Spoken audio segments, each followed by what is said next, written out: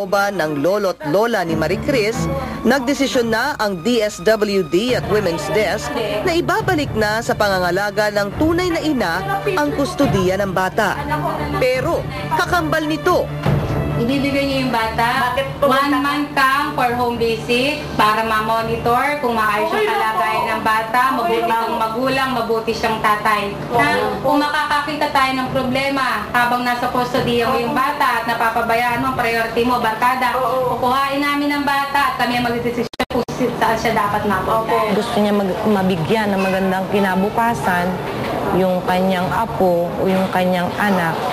Pero dapat din nating malaman na may karapatan ng ina sa kanyang anak, lalo't ito'y isang minor.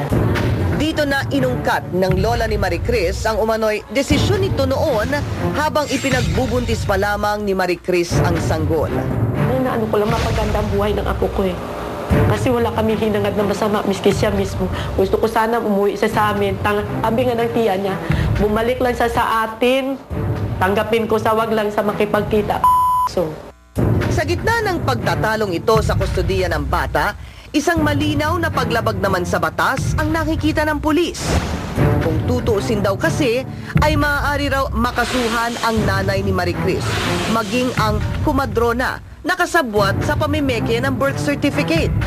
Makakasuhan natin sila ng simulation of birth certificate o yung tinatawag natin falsification of public documents. Ang pumirma is isang registered midwife when actually ang bata'y pinanganak sa perpetual help. Pero dahil sa kadugo at nakuha na naman daw ang anak, ay pinili ni Marie Chris na huwag magsampa ng kaso. Sa ngayon, nabawasan na ang pangamba ni Marie Chris na tuluyang mawalay sa piling ang kanyang anak.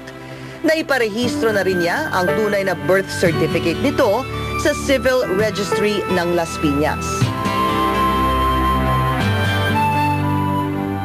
Sorry kung ginawa ko to, pero kailangan talaga. Sana maintindihan na lang nila in time kung bakit ko to ginawa, kung bakit ko pinaglaban yung karapatan ko para sa baby ko.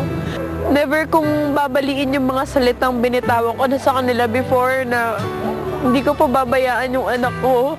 Kahit anong mangyari, hindi ko siya iiwan.